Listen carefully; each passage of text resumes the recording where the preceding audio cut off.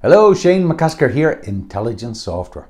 Today I'm going to talk about sourcing, finding information on the internet to help make recruitment easier, find candidates, find opportunities. My work is really involved in developing technologies for recruiters and sourcers, CRM, applicant tracking systems, sourcing tools, the occasional YouTube video. However, really the fundamental behind all this is about trying to help you spot opportunities within information, opportunities to have conversations, opportunities to find people you'd otherwise miss. Have you ever noticed that there are some recruiters that are just way better than everybody else? They make 10 times the number of placements than their colleagues. They're super recruiters. And you know them when you see them. It's just a matter of professionalism. It's a matter that they pick up a telephone and talk to somebody and know what to say and how to say it. They're able to understand if somebody's leaving a job, who the decision makers are, what other jobs have they gone for, where are the hotspots that you can tap into to get them to accept an offer they'd otherwise refuse. In actual fact, it's about being professional. It's about asking the right questions at the right time to get the information you need. And to some extent, that's a really good definition of sourcing, asking the right question at the right time to get the information that you need. A lot of the time when I'm working with companies and we work on CRM, applicant tracking systems, yes, absolutely, we're interested in information collection and information distribution and maybe even information storage, but storing information doesn't help you make more placements. It's what you do with the information that helps you make more placements. And to some extent, that's why I'm really passionate about sourcing.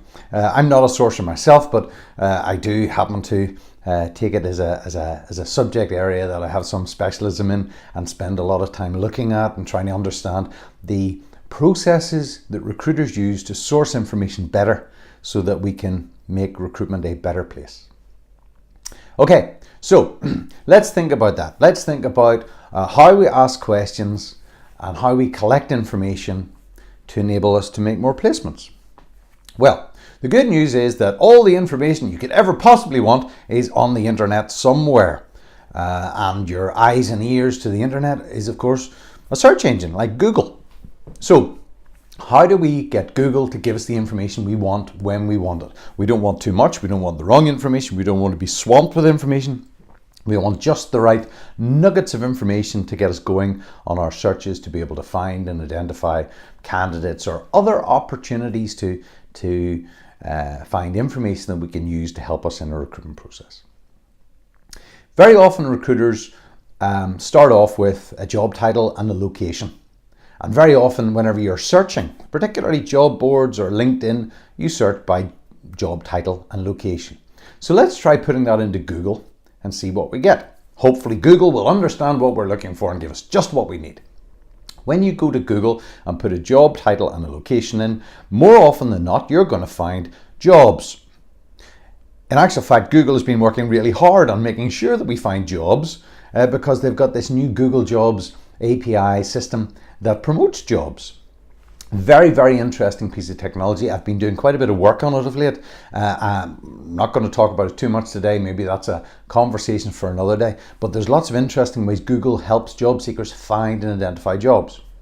But sourcers aren't job seekers. They are sourcing candidates. So let's think about this a little bit more. What we're actually looking for is maybe a CV or a resume. Aha! If I tell Google I'm looking for a job title and a location, a CV or resume, then what am I going to find? More jobs. Yeah, Google knows that the word CV, resume very often appear on job ads, so it keeps on serving us jobs. That's not what I want. I don't want jobs, I want whatever's left.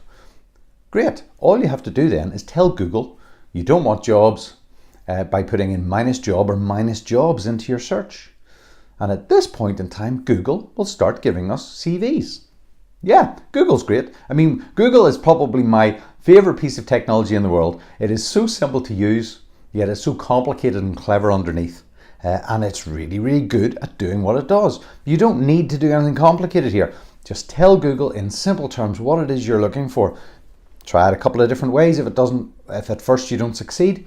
But once once Google knows what you're looking for, it's really good at delivering it. In actual fact, you can do all sorts of silly stuff now, and Google will still find resumes of people. Say, for example, we go from a total web search to just an image search. If you type in job title, location, minus jobs into an image search, Google will still find you images of CVs or resumes of people on the internet. It's quite amazing, actually, when you think about this, that the search is so powerful now. And in fact, if you think about this, maybe we're a little bit spoiled because the results that you get are really good, but you're never quite too sure what results we're missing. If you think about it, an awful lot of people out there who are good candidates may not have put their resume or their CV up on the internet. And so whenever you're a sourcer, you've got to think beyond the end goal and think about, well, we're looking for people. We're not necessarily looking for CVs. The people we're looking for may not have a CV. Well, how do we find those people? So maybe we're a bit better off removing the CV or resume from our search. Say, no, we're looking for people. Image search is actually really useful for this too, because if I remove CV or resume from my search string, continue with image search, but this time use the face filter, I'm going to find pictures of people who match my job title and my location. And that's really useful. I mean, a lot of this, okay, some of these images may be stock images, but an awful lot of them are real people who have the requirements that I'm interested in and looking for. This shows the power of Google and the power of search engines to be able to find what it is you're looking for. If you think about this, and let's go back again to the full image search, removing CV and resume is very powerful, because what it does is it enables us to be a little bit more open in terms of what it is we're looking for. Very often when you just type in a job title and location and you're not looking for job advertising, you can find all sorts of interesting things. You can find community groups, you can find meetup groups, you can find speakers at events, or you can find events for the discipline you're interested in. These are communities that are active and you can engage with them.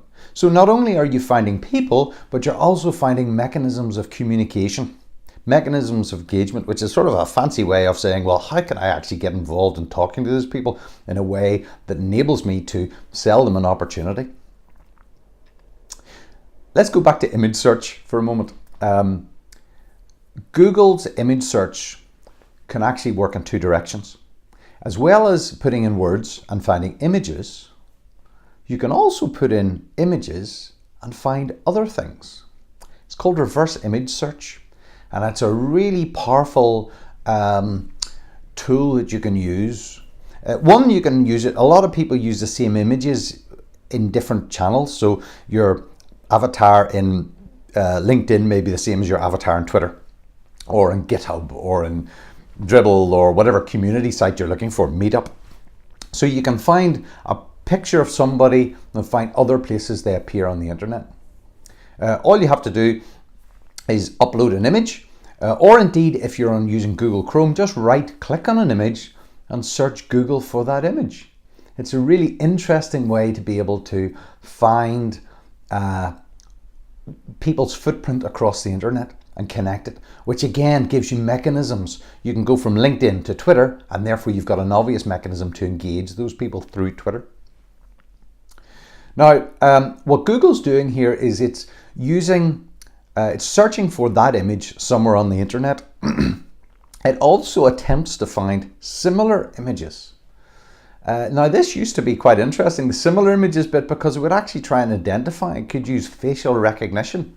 But Google's a US company, and particularly in Europe, it was getting some criticism for being, if it was actually applying facial recognition to photographs, it was actually quite scary. It was invading people's privacy.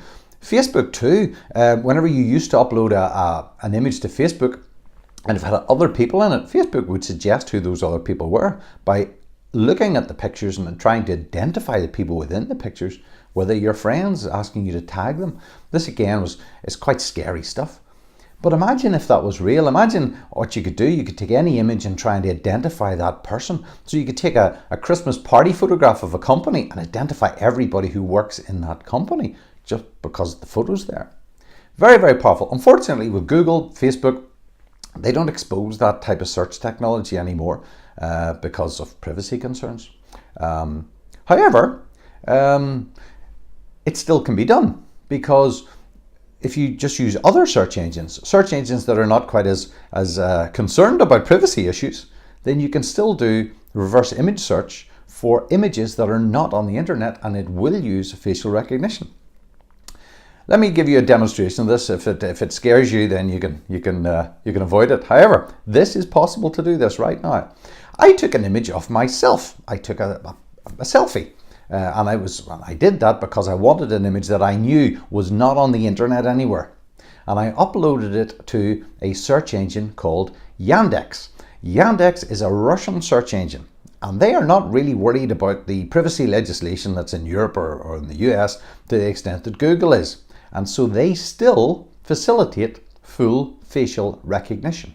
When I took a selfie of myself and uploaded it to Yandex, Yandex immediately cross-referenced that to lots of other images of me on the internet, effectively finding out who I was and where I was on the internet. In this instance, an awful lot of these images are from YouTube. So it's really, really powerful. Anybody could have taken a picture of me. I could have been walking down the street, somebody could have taken a picture of me, and they could have found out who I was. Yandex is really, really powerful in terms of reverse image search for images that are not indexed. So much so, I thought I'd run a little experiment. Now, as it happens, I was interested to see just how accurate this was, not so much for being able to identify me or other people on the internet, but I just wanted to see how close I could get a picture that sort of looked like me to see if it would still recognize it as me, or indeed how clever it actually is. Now, it just so happens that this image that I uploaded to Yandex was part of a bigger photograph. And if I explore the whole photograph now, you'll see that also in the photograph is my identical twin brother. Now, my identical twin brother, a lot of people do confuse us and do think we look quite alike. So I thought to myself, I'm going to take the photograph of my brother and upload it to Yandex to see what Yandex makes of him.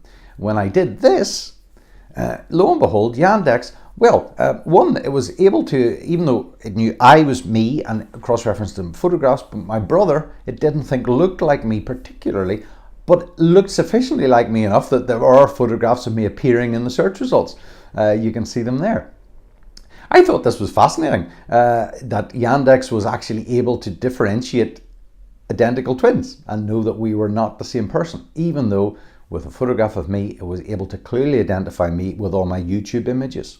And they were taken over a period of time. So Yandex, reverse image search, really, really interesting, potentially a bit scary, and it just shows you what can be done in terms of trying to find information on the internet. Let's talk about keyword searching. Most recruiters keyword search based on job titles and locations. And most recruiters search either their own internal data on an applicant tracking system, job boards, or LinkedIn. And that's great, those searches work. And the reason those searches work is because those three places, applicant tracking systems, job boards, and LinkedIn, tend to structure their data around job titles and locations. Brilliant. However, keyword searching is more complicated than that. Particularly so if you want to search in other places on the internet, because the rest of the internet does not structure their data that way. One, the rest of the internet isn't always presented by the people who the information is about. So in those places, it tends to be a person who says, I am an XYZ located in this position, and you have to believe them.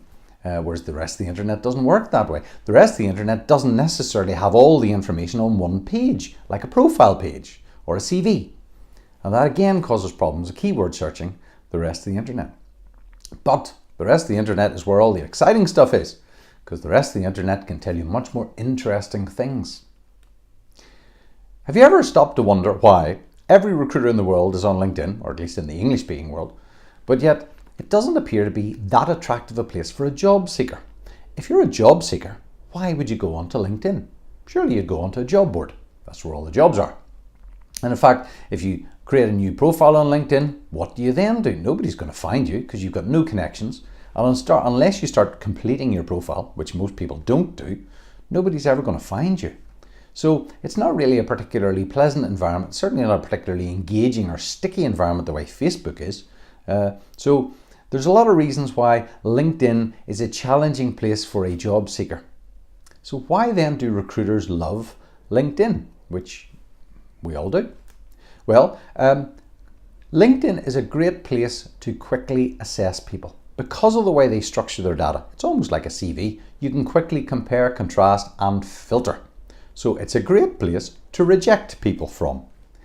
In actual fact, I always think LinkedIn is a brilliant place to find people you don't want to hire because you can get from a long list down to a short list very quickly. But that's based on a fairly crude selection process. That's based on just a job title, maybe not even a job description, and a location, which LinkedIn has very, very large location areas, so you don't really know where they're based. But whenever you're recruiting, sourcing, this is only the starting point.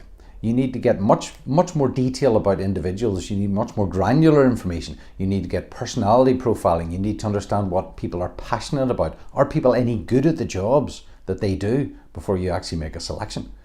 So maybe the challenge for sourcers isn't so much the fast filtering as looking deeper and going, really trying to find and understand the people that are going to accept the job that you offer and are going to be good at it whenever they do accept the job you offer. So how then do we find people, not based on job titles and keyword based on locations, but find people based on their passions, what they're good at, what excites them, and the people that are going to accept job offers when they're made? Let's talk about Facebook. Facebook is a fantastic platform. I'm going to give you a number of reasons why I think you should be very interested in Facebook. 1, Facebook is massive. Facebook is so much bigger than everything else. 30% of every man, woman and child on this planet logs into Facebook once a month. It is absolutely colossal. Have a look at the graph. They are just so much more dominant than everything else. Not only that, this particular graph shows the other runners and riders in the social media sphere, things like Instagram, Facebook Messenger, but Facebook and Messenger and Instagram are all owned by Facebook. The top 4 on this graph are all Facebook. So it's quite incredible just how big Facebook actually is. Not only that, Facebook is massively rich in data. The average duration of a visit to Facebook is 20 minutes. So 30% of the world's population log on to Facebook every month and spend 20 minutes there for every visit, telling Facebook every little detail about their lives and the lives of everybody else they know. So Facebook knows what people are interested in, what they're passionate about, what they like, who they're talking to, who they know. Thoughts, dreams and emotions, it's all there on Facebook. Facebook is structured around the social graph. This is the billions of nodes and edges, the way pages are connected together, that enable you to understand how all this information connects, the social graph. And it's all freely searchable to anybody on Facebook. It's a fantastically rich resource that is freely available to you all. And then maybe one of my favorite and potentially controversial reasons to think about Facebook is a brilliant mechanism and brilliant place to engage candidates.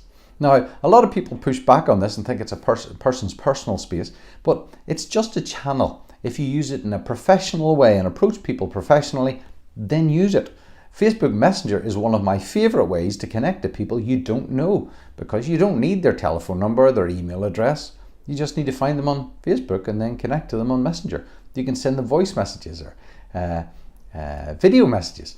They need to approve the message whenever you send it to them, but they have to read the message first. And so you can connect to people without their explicit permission to do so. And if you do it professionally, why would they have an objection to receiving an offer from you?